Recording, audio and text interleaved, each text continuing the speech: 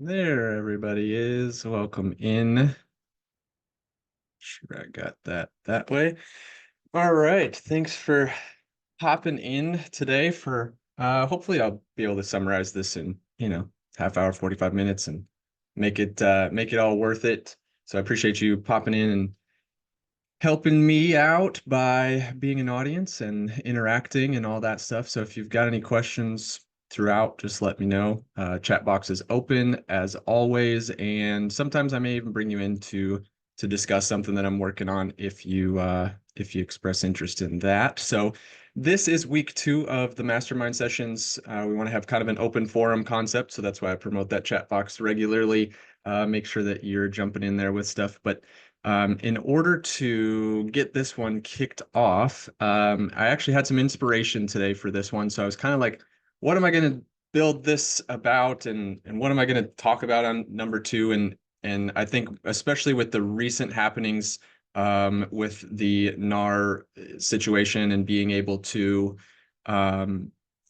talk through that effectively with your clients, I think there's some skill set that's needed there, and making sure that you're interacting with them on a level that they can understand, and not in a way in certain ways, really. Like you can, the communication that I've seen on posting throughout uh social media on this has come from extreme of anger to people being angry that the situation's happening, to being able to communicate effectively but not having being able to communicate effectively, but not really having a purpose to the statements, just making statements. And then also interaction of the concept of we're worth it because this is what we do. And so I'll provide a few examples of different ways to do this and creating kind of your own storylines around what you do.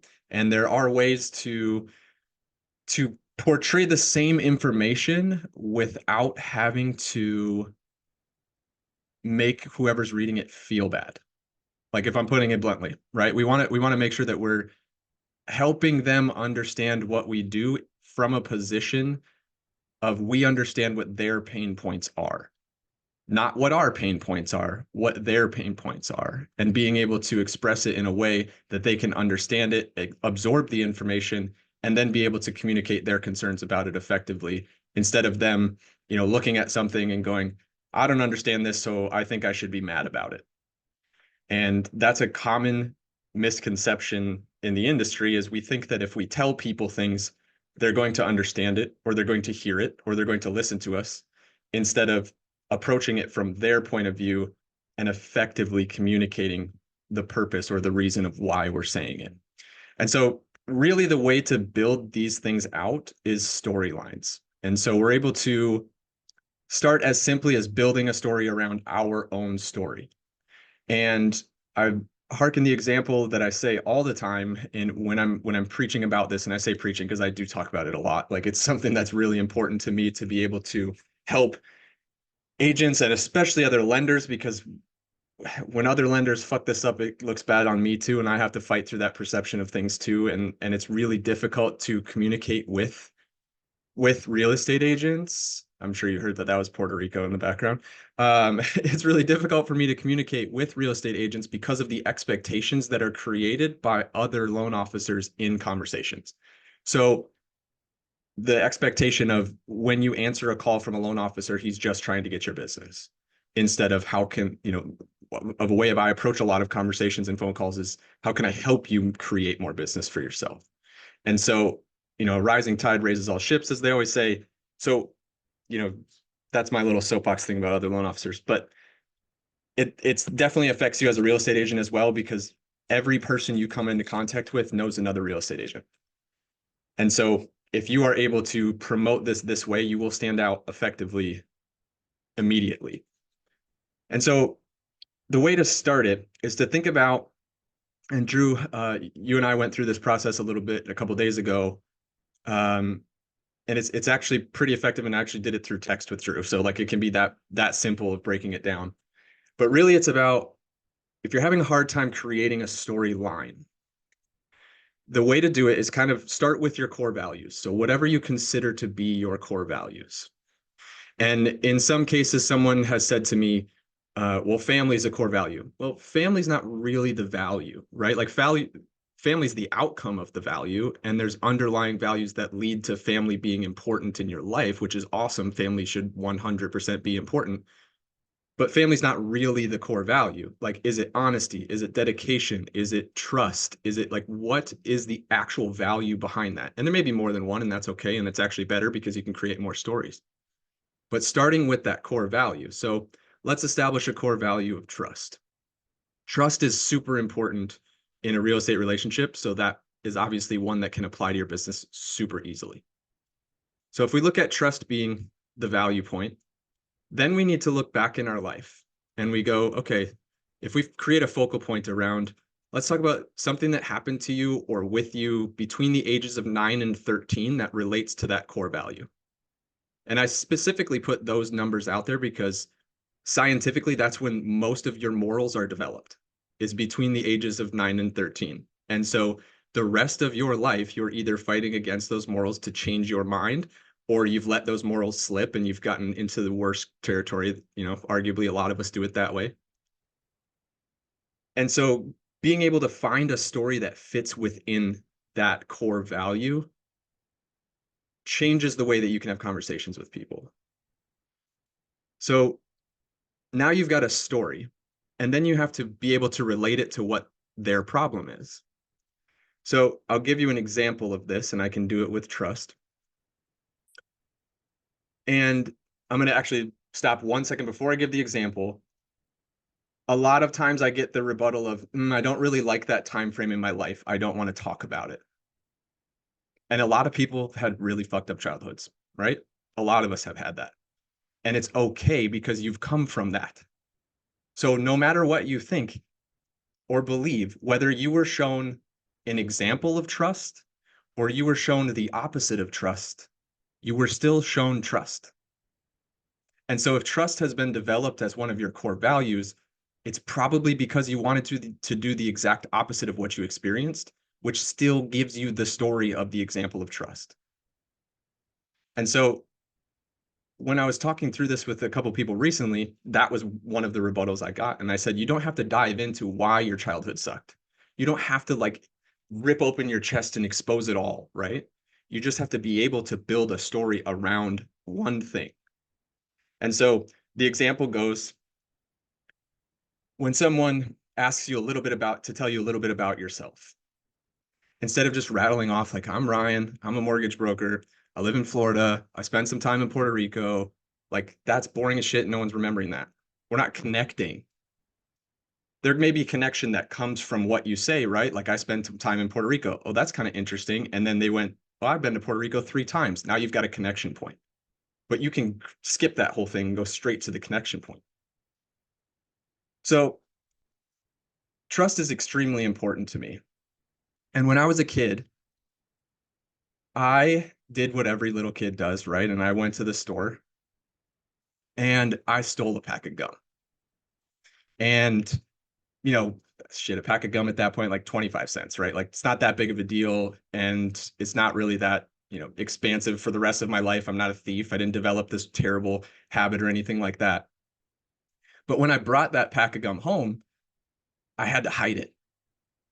And so by just creating that one situation where I was, I stole the pack of gum, I had to create a ripple effect through the rest of my days until I ate all the gum. Till I chewed all the gum, I had to create this storyline and hide the gum because I knew that if my parents would find out, they would ask how I got the gum. And they didn't give me an allowance, so I sure as hell didn't buy it. And so I hid the gum, and then my mom came in to do laundry, and the gum fell out of one of the pockets in my laundry. That was where I was hiding it. And we went on to have an entire conversation based around, trusting each other. And, if you're stealing from other people, you may end up stealing from us. And that's not an okay thing to be. You may, if you're okay with stealing from other people, it's not that far of a jump to think that you may steal from people that have your trust or that you trust. And so I say all of this as a story because in my business, trust is a focal point for me. And so if you ask me to do something, or if we agree that something's going to happen, it's going to happen because I understand the value of trust. And I understand that losing that trust as a professional in the industry will create havoc for the rest of my life. So which one's more powerful? The one that you're actually telling a story and you guys were placed there, right? You were in my bedroom with me with the gum falling out of my pocket. And so I just took you on a journey through this whole thing. And so that conversation there holds so much more power because you've created an emotional space for someone. And now that person goes, damn, Ryan said that about trust. And that last time I used that other mortgage broker, he didn't even reach out to the borrower or the buyer. And he said he did like 5 times. And the buyer never got a phone call. So do I really trust that person? But I just connected with Ryan. So you just create just that little bit of a connection piece. And so how do we apply this to what I was talking about earlier with these lists of things that are coming out? And I'm sure you've seen the posts, and I'll share the screen with you here so I can show you what I'm talking about. And where are we at here? So this post I've seen probably 150 times. And it's obviously generally copy and pasted, right? Like everyone's not putting in the specific math here. They're not creating this post on their own. They're going, ooh, this looks like a cool list to copy and paste of what we do. So if you're to read this post, and I can send it to you or I can put it in the chat so you can read it at your leisure, you're going to recognize that not one fucking time through this entire post does it say, I understand what you're going through as a struggle. This says, look at all the shit I have to go through to be a buyer's agent. And so you read through this and you go, oh, wow, look at all these expenses. And I understand the point of the post is to make it known what you all go through. And so I'm not saying that you don't go through a lot, right? Like I'm simply commenting about the way the post is structured. This goes through everything of like, this is just what we have to go through and what we have to spend money on. And then, oh yeah, we also are not taxed. So we have to set aside taxes and then we have to feed our families. These are all the struggles that everybody goes through at their job. Why are you different because you're a real estate agent who's self-employed in the situation that you chose to put yourself in? This doesn't make you different. This makes you the same as everybody else because they all have these same worries. And so this is an awesome list to utilize in a different direction. So there's ways that you can create storylines around every single one of these things. Every single one of these things that you talk about, you can use the strategy that I just talked about and create a storyline around it. And when you tell the story, you create a connection piece for people instead of, hey, this is what I do. I'm going to tell you every step of what I do. Because people, and again, like there's 1,591 words in here, according to Word. And we just scroll and scroll and no one's reading this shit. And you could put like fuck buyers over in the middle of that and no one would ever know because they just would read. They're not reading it. No one's reading it. And so it's like support your local agents. Like for me, if I actually read through it, to me, it always sounds like, come help me out. I'm poor. There's a movie quote in there somewhere. Help me, I'm poor. Like where she's not in first class with the rest of her friends, right? And there's just so much more ability to create a storyline around the things that are going to put you in a different light. And so if you've actually done all of these things, that means you already have a story that's behind it.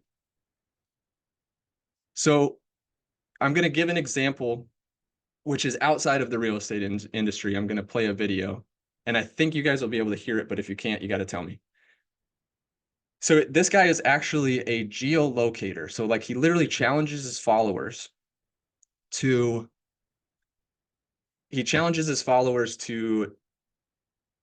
show him a place that he can't find on a map. And so it's really interesting because the post, I just saw it like 20 minutes before we started this thing. And he actually talks about his process of going through how he finds these people's locations. And if you listen to just the words, it sounds like he's listing off things, but he frames it in a way that creates a story behind what he does. So let me open it here.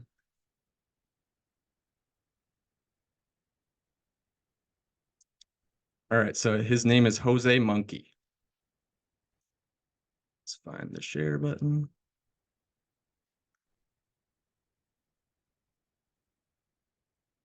All right, can you guys see the video? Can you hear it? No. Okay. Of course we can't hear it. Anybody know It's how to not make that? playing though, Ryan. Yeah, Yeah, I we can can't. see it. All right. Now it's playing, but I still don't hear it. Yeah, I can't hear it either. So I think it's Zoom blocking me. Anybody else know how to fix that? Probably should have looked into that. Let's see. Google? Upper right of the video, it's muted. Maybe Ryan. that's it. Yeah. Got it now? Yeah, it's unmuted, but I think it's still low. Okay. Low volume. Yeah, it's not letting me do it. I wonder if you're just hearing the reverb. I'm trying to see if there's a button to share the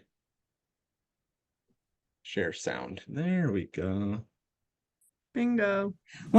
Jose Monkey.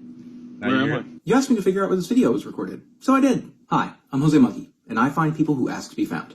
People often ask me how long it takes me to find locations, and the answer, of course, is it really varies. Sometimes, like in a video I did yesterday, I spend 2 hours looking at volleyball courts all over America. But in other cases, I find it very quickly. Like this video, for example. I found this location in under 15 minutes. In fact, I will spend far longer recording and editing this video than I did finding it. So what can we see? This person tells us that he's in a hotel, and he gives us a view out of his window. Of course, before he does that, we get a glimpse of the inside of the hotel room. And I noticed it's one of these hotel rooms that has like a kitchenette in it. You can tell from the cabinets that we can see. And I also noticed the very distinctive wallpaper. Anyway, when he shows us the outside, I noticed the following things. First, it's hard to miss the mountains here. I also made a note of the courtyard that we can see here with the umbrellas and tables and chairs and things like that. And across the street, we can see that there's some kind of business there, but I couldn't really tell what it was at first. Okay, so the mountains told me that this was most likely someplace like Colorado or Utah. But I didn't want to just search for hotels in those states. I needed something else to narrow it down. So I looked at that business across the street again, and while the sign is too blurry to read, I was pretty sure after looking at it for a bit that it was probably a Sam's Club logo. With that in mind, I just started looking for Sam's Club locations in Colorado and Utah.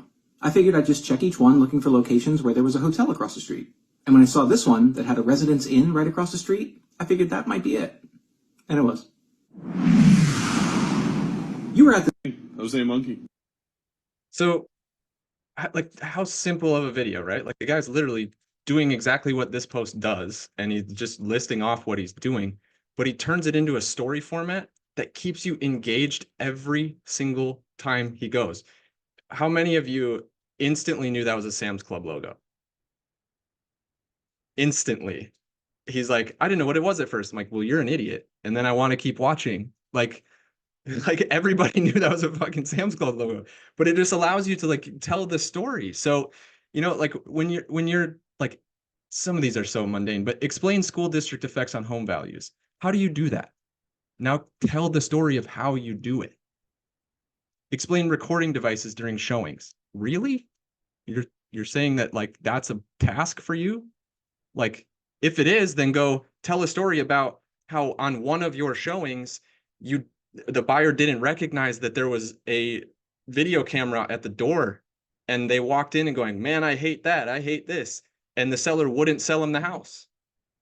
Like, if you're actually doing these things, you already have the stories. And so your stories can create connection with your buyers instead of just listing that no one's reading 100+ things or 90+ things that you do.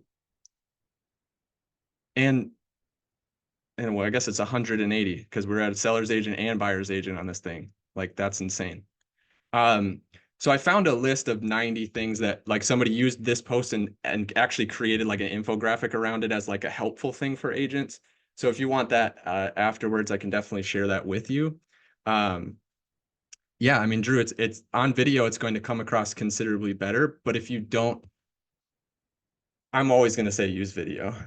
But if you are at a point of like you got to practice it first, like just make the videos for yourself, but then transcribe it or use it as a story. Like just get away from lists.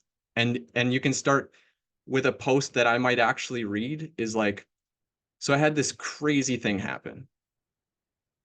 And like you're just like setting it up as, and you can type this out. So I had this crazy thing happen, and then you go and you actually write out a story. And Bryce, you are a story writer with your AI imagery and everything, and so I'm like super excited that you're here for that, for this piece, because you do it at such a great level. Um, it's just something that it can change your business without changing a whole lot of what you do. And so if you're thinking of one thing of how do I do this? How do I take the steps to do this? It's create a belief. So belief is first. And it doesn't have to be like a core belief. I mean, it's an easy place to start because you're writing about yourself. So if you're telling your own story, start with your core beliefs. And then find that storyline that goes with it. So, you know, if we're using that list, your list, whatever that item is on the list is your belief. And then you create the storyline around it. So what happened about that? And then what did you learn from it? And then why does it apply to your audience? If you utilize those 4 steps in, and you arguably this could take over every post you make. If you do that for every post you make and every video that you make, your engagement levels will go up tremendously. Because you're setting all of the different types of, you know, like whether we go hook, body, whatever we talk about, like the different formats for social media posting. If you're telling a story and you create like, man, as a real estate agent, I have to deal with X. And I've got a great story that goes with that. Start telling your story. This is what I learned from when that story happened. Here's how I apply that in my business now that I've learned it. So you've created interest, you've created relevancy, and you've created a connection point. And so I'll open it up to questions because I told you I'd be short and sweet today, and that's what this is because I don't want to drag on. I want you guys to be excited about going and telling stories. So if you got any questions, feel free to ask. So, quick question. What about, you said video is always your number one. What's the main platform that you use to do your videos? All of them. I've got a bunch Everything? of, yeah, I mean, I've got a bunch of AI set up. So I post to one place and it goes to like 5 or 6 places. But really it's wherever you are the most. Where are you interacting with people the most? Where are you like what are you utilizing the most? I mean, it could be if you're on TikTok all the time, then utilize TikTok. If you're on Facebook, use Facebook. It's whatever you're going to try to use is going to work. But don't try to do them all if you're not actually on all of them. Because then you're going to create interaction and engagement and you're not going to be there for the interaction and engagement. So like I like right now I just posted one and I did this a little bit intentionally. So I've got my podcast that I've got with Bob Berg right now. It's coming, it'll be posted on Friday, I think. And I'm rolling out all the short form stuff that I've created out of it. And I did one video where he talks about like the power of saying no. And I like truncated his response. So like I ended it like he completes his thought, but he doesn't complete the answer of like how you would say no. And so I'm able to like, I got it to a point of now there's 2 people like, hey, I'm gonna need a part 2 on this. And so now I've created that step, but he's telling a story through his response and he doesn't finish the story. And I know that people are watching it to the end because they're going, where's the end? Right. And I'm not even that active on TikTok, but it's just a way to engage that way. And so now if I was posting there and not going back to interact with them because it's not a place I spend time, I missed out on interaction with 2 people that took the time to interact with me. So your entire goal of social media should be to create conversations, and people are going to interact with the story more. So wherever you're going to spend your time, that's where you should post the most. Okay. have you found anything that gets better responses? Like, obviously, some posts get a little hostile responses or a little bit more aggression than others, which personally I'm so unemotional when it comes to social media because I don't value it like that. I don't, one, it's a job for me to have to post, period. It's Yeah. like I have to make an effort and make myself do it because that's how much I don't like it. So whenever I see people get all upset or use it to vent or use it to get angry and badmouth people, like I'm just not, I just disconnect completely because I'm like, I just don't even have the patience for it. But have you found that there's certain things, I know you post way more than I do. Have you found certain things that get better responses, like less aggression, less, I don't know, hostility for certain things? Because there's always going to be somebody who gets upset at something. It could be something as simple as like I have an email that I put out through all my leads, and it says WTF, welcome to Florida. It's only happened once, but there was one time somebody's like, how inappropriate, and they got offended by it, right? 90% of people love it. They're like, oh my God, that threw me off guard, but that was hilarious. Thank you so much for the laugh. But there was that one person who was like, how rude. So I expect there's always going to be somebody who gets offended, right? Because everybody's coming from a different perspective. But have you found anything that's less offensive around like certain topics that are the best to stick with, I guess? Arguably, so there's two answers to your question that had come to my mind when you were asking it. Okay, so the first one is not actually answering the question you just asked about the offensive part, but going back to where you said you think social media is a job to post. So I'm going to ask you a question that you can answer. You don't have to answer, but you're going to go, damn it, I don't know how to answer it. The question is, if you posted a video tomorrow, and I'm not saying this is going to happen, but hypothetically, if this happened, if you posted a video tomorrow and someone said, I really liked that video, here's 3 buyer leads, do you hate social media?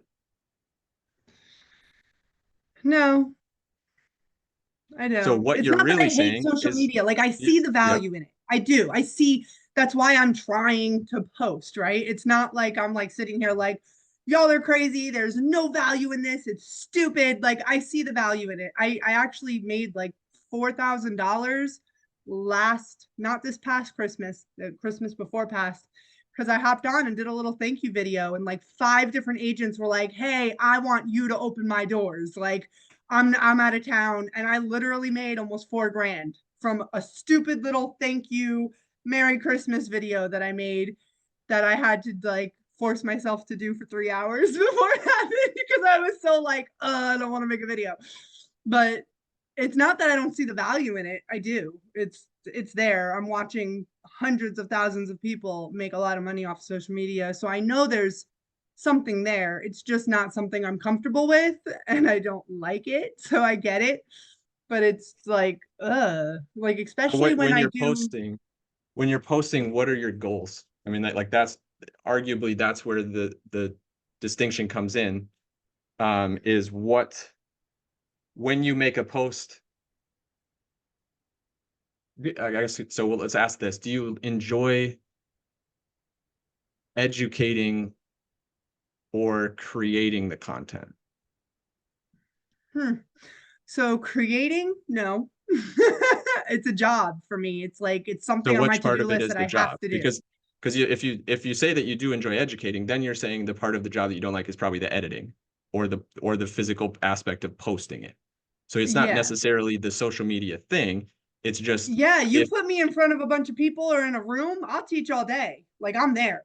The second it comes to, oh, I need to make a post on social media, I'm like, uh so it's definitely, I love the educating aspect of it. I love sharing ideas. I love, you know, there's some parts of it that I enjoy, but when it comes to like the act of having to one do it consistently, ugh, the act of having to be creative with it, like, oh, I can't just copy and paste and share everybody else's posts. Like I actually have to put something of my own in there, and I'm like, That's so much work.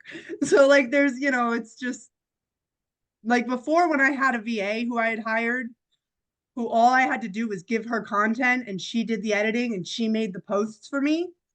I noticed I was way more willing to create the content. I'd send her, I'd be like, oh, I'd be walking down the street, let me make a little video. Bam, I send it to her. I don't got to worry about editing. I don't have to worry about posting it.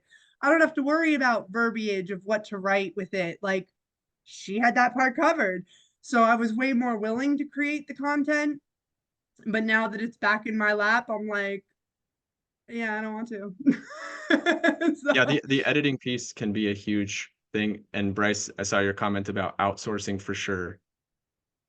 And there's ways to do that pretty cost effectively. And Bryce can help with the guidance on that because I like ultimately Bryce does a lot of the AI stuff and he really does it at a high level. There's definitely ways to save that part of it. However, I would argue that with what you said there, with it was so much easier to create the content. A lot of the content that you were putting out there was you walking around recording the stuff. So you weren't really creating at that point, right? You were recording what you were doing, which in turn is exactly what you could still be doing. And if you really don't like editing, don't fucking do it and just put lives out. If you and just that's told what me I've that been doing. I've just been doing videos and taking pictures and just and creating. Like if I that's show a creating nice content. listing, So I'm like, boom, boom, boom, done. that's creating content. You don't have to like not every post has to be like this amazing, like well thought out thing. However, what you can do is doing what we're doing here. You create a scenario or a situation where you can do 30 to 45 minutes straight. You said, if you put me in front of a room, I can educate for 30 to 45 minutes. Put yourself in the fucking room, Jane. Put yourself in front of the room. You don't need an audience. I talk to myself all day. Seriously, I think of myself as a first-time home buyer or a buyer that needs guidance or an agent that needs guidance, and I put myself in a room. I had you all muted for the entire, I was talking to myself. What would I need on the other side if I was in their position? Sit down, record 30 to 45 minutes, post it. Fuck editing. Like if you're concerned about the editing, it means that you have the perfection piece in your brain that it has to be perfect. And it doesn't. Guilty. So that's Guilty. where you're able to step past that boundary for yourself because you're definitely, and we all do it, and I did it for a long time. I had 16 podcast episodes backed up that I hadn't edited because I had in my mind that it was going to take me an hour an episode. I did it in one day. I got through all of them. And now every time I record one, I've done the practice enough that it only takes me 20 minutes an episode to edit, upload, create a thumbnail, and do the entire thing. So by doing it in bulk like that, I created something that allowed me to then free myself for the future. And a lot of it is I use some AI stuff for editing into the shorts and stuff like that, which is the next step. But the creativity piece, you're saying, I don't want to be creative or I don't want to like have to think about being creative. You're already creative because you're yourself. So if you're just putting yourself on screen, everyone else looks at it and goes, man, she's super creative. She did a lot of stuff there. And it's just you doing you, like just being yourself because no one is you. So they're going to look at it and go, wow, that's great. I couldn't, or I'm not doing it that way. They would do it their own way. So it's creative for you. So you have to free yourself from some of those limiting beliefs of like, this sucks. I got to post it. Da, da, da. But really what you're saying is I can't get to a place of posting a video and getting a lead right now. And so I don't want to do it because I think that my energy is best directed in elsewhere. And then sometimes you end up sitting here doing this and you're saying I don't have time to post and you're sitting scrolling looking at other people's creativity, right? Like we all do it. So like I just called out half the world. So that's the other piece is like if you're going to say that you don't have the time to do something, then you better be holding yourself feet to the fire on every minute of your day that's scheduled. And if you're not, then you're just lying to yourself and that's why you're getting around it. So didn't mean to call you out directly because this is not just directed at you. It's directed No, at everybody I'm cool because with it. the excuse list is usually about 10 items long and then they're all the same for everybody. Like there's a list that if you're like, why aren't you posting video? I could fit them in a list of 10 things every time. And that's the way it works. So last week I did go the mastermind on my creative process of cutting 30 to 45-minute videos down. And I think we've interacted on this as well. Drew, you put a couple comments in there. One, you put in there the 78,000. I guess I could just look at the comments. You put in the 78,000 commission off a commercial client. So you say you got one deal from a video, which is fantastic, right? That 78,000 sounds like that's great. And I tell you that is great. I've made 100,000 plus for 5 or 6 straight years off of posting video. That's all I do. Like literally, that's my entire lead generation source.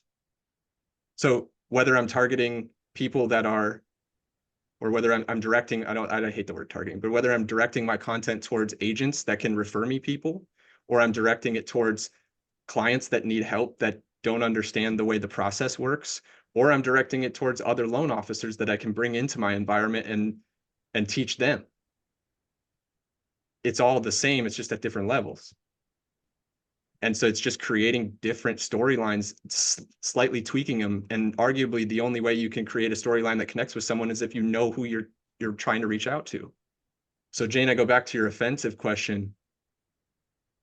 Who gives a shit who you're offending? Because if that person's offended by your content, it wasn't the direction of your content.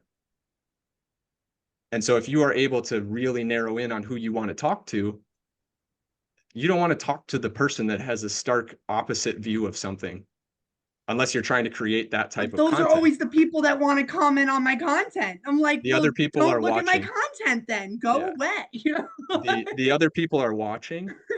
And arguably the people that agree with you will just like your stuff and move on. You're not going to get like, you'll get a whole lot of like, once you create a circle, you start to get that like, yeah, like awesome, all your 100%, you know, all that stuff. But then what I like about the people that comment, the way that you're saying that you're a little bit upset about, or like those are the only people that comment, the cool thing is it's free content. It gives you an opportunity to reply, to formulate your opinion even farther. So they're the fuel for your future videos. So it gives you an opportunity to actually respond and go, you know, here's why I think that. Thank you for that great question. Or thank you for that opposing viewpoint. Here's why I think it's actually in a different direction. And Bryce, yeah, let's bring you. So Jane, the one thing that I wanted to share with you, we've always believed that it's who, not what. And so especially a lender, unfortunately, they have a little bit more of an uphill battle than us. Well, I shouldn't say us. I'm not actually a licensed real estate agent. I just happen to represent a lot of agents, and I work with a lot of agents, but agents don't actually have this quite the same battle that a lender does. They're not going business to business, they're going business to consumer. So, and the thing is, in any given area, you can throw a stick and hit a real estate agent. And so a consumer knows about 20 to 30 real estate agents in their closest sphere of influence, their closest circle. They may not know that they're a real estate agent, but they know a real estate agent. Your job as a real estate agent is simply to make sure that they're aware that you are a real estate agent. And that can just be simply branding and making sure that you present that you are an agent. That doesn't mean necessarily education. It just means wearing your business colors. It means saying, hey, here I am, I sell houses. And then the secondary part of it is relating. It's who, not what. So one of the best examples I can give you, there's an agent up in Orlando. His name's Frank Hopkins. He actually does a lot of investment homes. The only thing he shares on social media is about books and reading and pickleball. That's the only thing he shares on social media. He doesn't share any education. He might talk about going to an investment seminar or something along those lines, but he doesn't try to teach anything. It's not about giving more education to the consumer because, quite frankly, it bores most people. Most people, most consumers don't care. They don't want to know. They just want to know that you know. And most of them recognize that if you are an expert and you've got some level of success, you're gonna know. So they want to relate to you. They want to know that you are someone they care about and that you care about them. So show them who, not what, and make sure that they know that you are an agent. Those are the two main things that you've got to do. And as long as you can find something that you care about and have fun talking about, that's all you got to do on social media. So thank you, Bryce. That was super helpful. And it's not the first time I've heard that, the who, not what. So thanks for just etching it into stone again. But like, that's a great concept. So I was trying that in the beginning. So a year or two ago, I started noticing, well, I'm a mom now. So I'm just going to blast my social media with my momness. And I'm just going to let people see, you know, this is who I am. This is what I do when I'm not working 24/7 or while I'm working 24/7. And I actually had a couple of agents are like, well, when you look at your social media, all I see is mom. I don't see real estate. I don't see that you're in the business.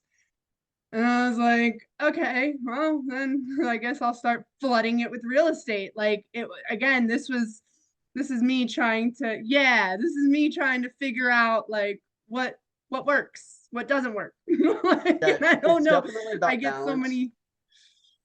Wear your real estate badge, your company badge in every video that you do. Wear your company colors. You know, I work with Next Home Advisors, so our base color is orange.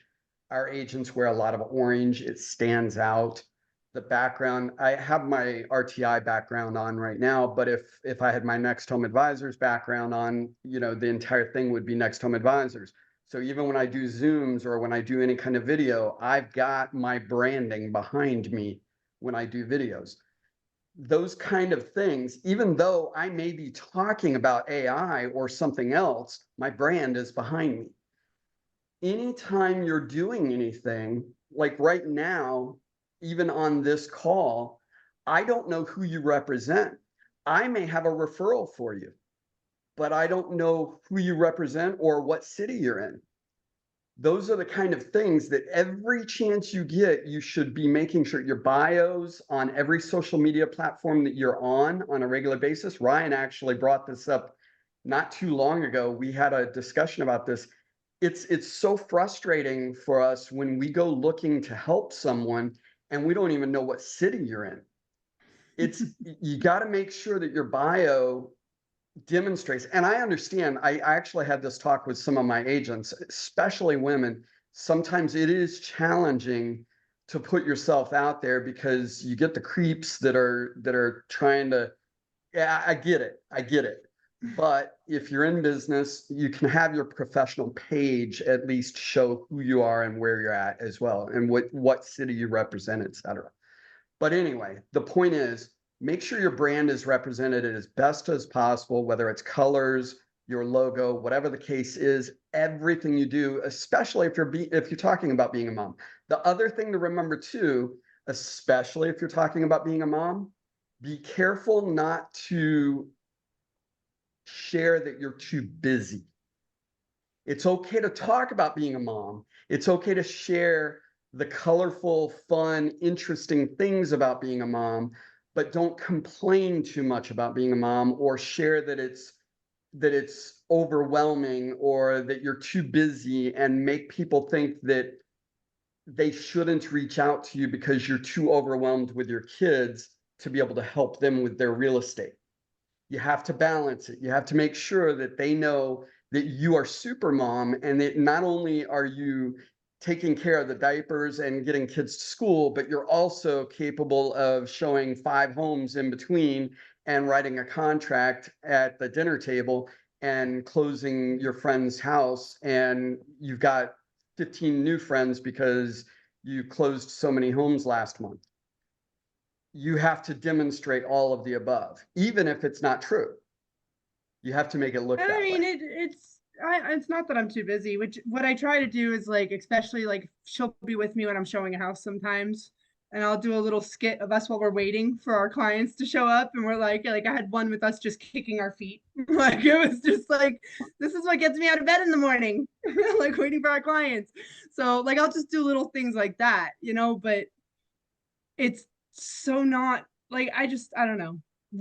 The one thing I can say is when I do scroll through Facebook or any of these social medias, I'm not doing it aimlessly. Like I'm not just sitting there like, I like this, I like that. I'm actually looking at what are these people posting?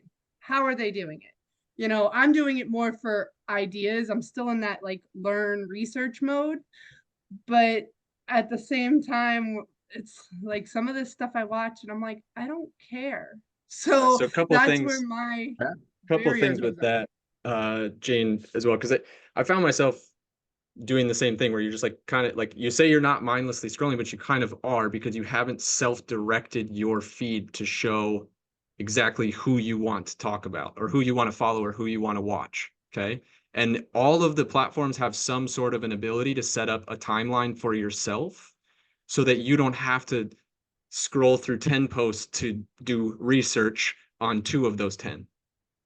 You can direct it to where like every time you see somebody on Facebook that you're scrolling through reels, every time you see somebody on Facebook, you're like, that was a really good post. You can now add them to a list. And then when you're doing your research, you go to that list and you only scroll through that list so that you can't sit there for an hour and a half on Facebook mentally masturbating, thinking that you're doing something when you're not. And that's my I didn't even self-coined know you could phrase do for that. like thinking you're doing stuff. So there's because I find myself doing it. I'm like, you really like you think that you've accomplished something and you can tell the world I worked for an hour and a half and you didn't do shit, right? Like you I didn't didn't do even know you anything. could make lists like that though. How Yeah, do so I? I can show you how to do it. It's pretty easy on Facebook. You just hit the little drop down button on their page and you can add them to a list. So like while you're Huh. doing that, you're able to create and formulate your own feed so that if you are doing research, then you're directing your work targeted for 10 minutes in your research instead of scrolling for an hour and a half thinking you've worked the whole time, which does one of two things. One, you brag about working for an hour and a half when you really didn't. And When you two, didn't. you end up in a place where you're mixing your personal pleasure and dopamine hit with work. And so now work becomes the dopamine hit, which we don't want. We want work to be work and we want to be able to at least go, okay, I want to be able to set my brain separate from work.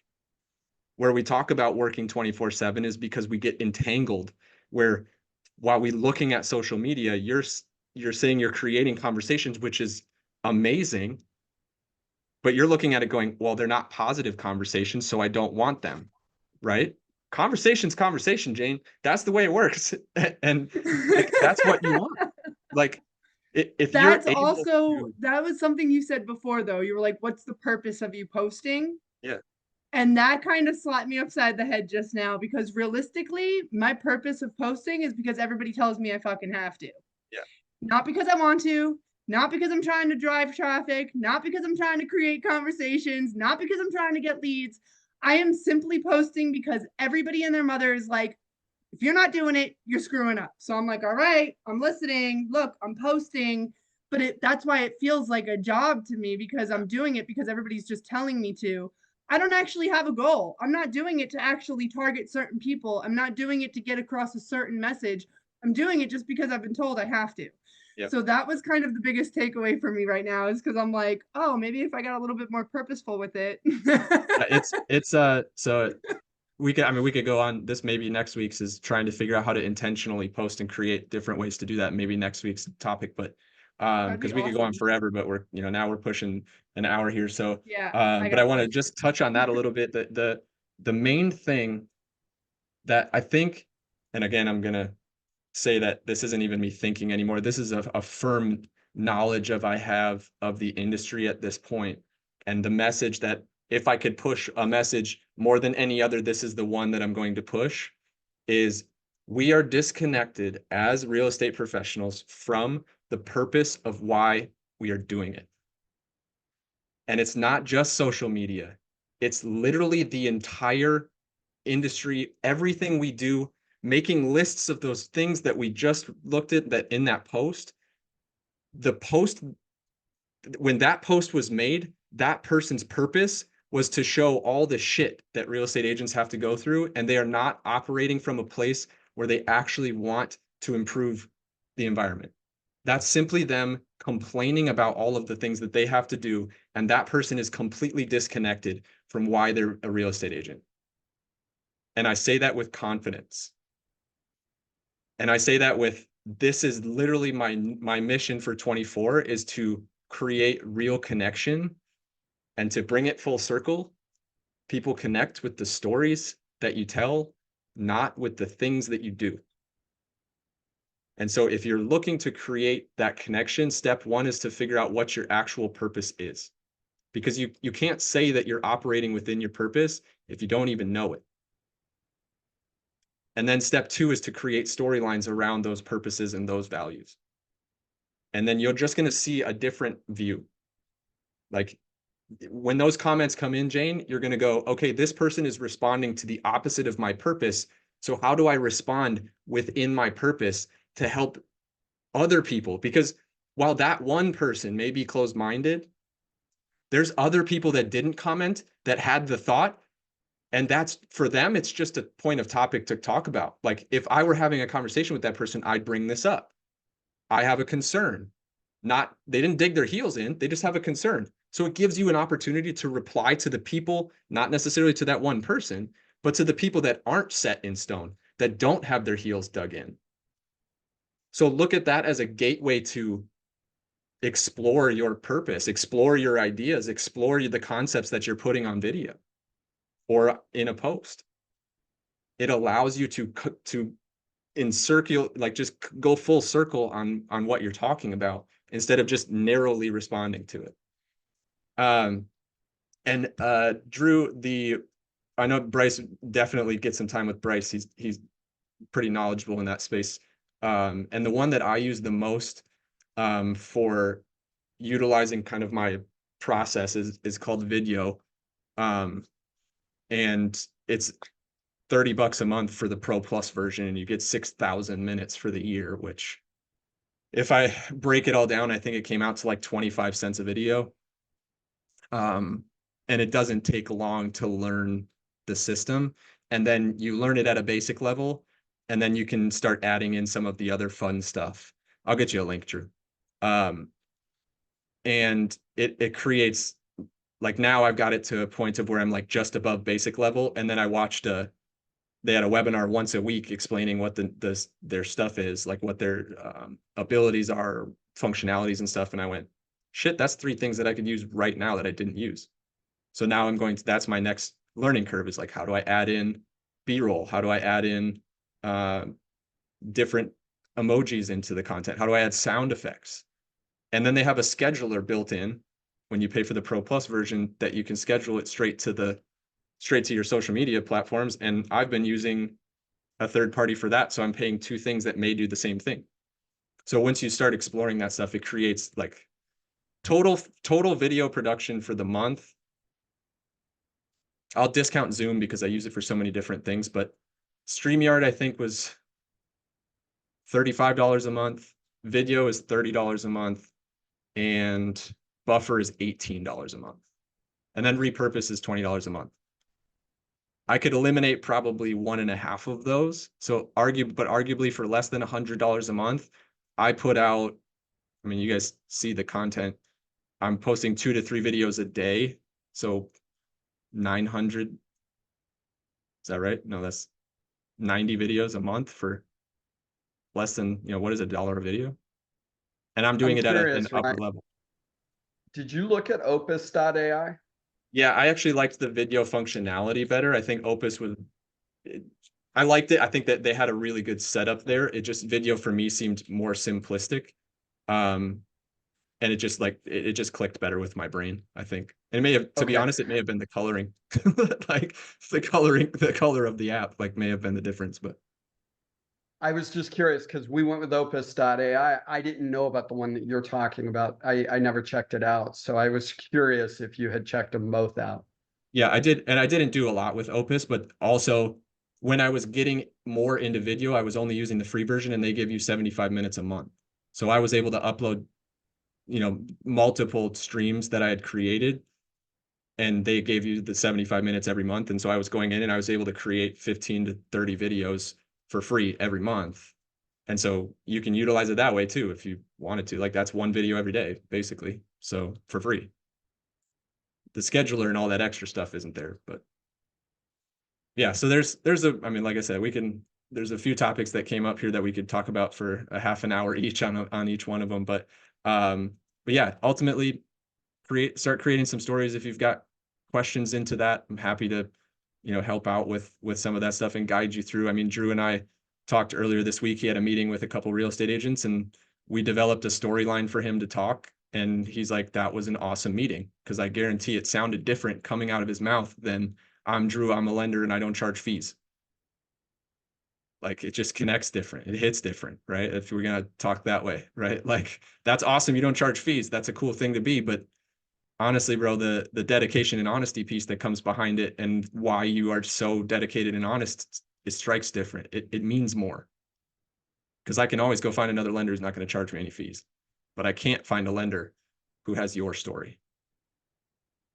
So remember that you're always different and you can promote it that way. So appreciate you all being on, Ryan. I know we didn't get to talk, but we talk pretty often and we got baseball bros. So we can connect if you want to afterwards, but I appreciate you all being here and hopefully get to see you next week as well.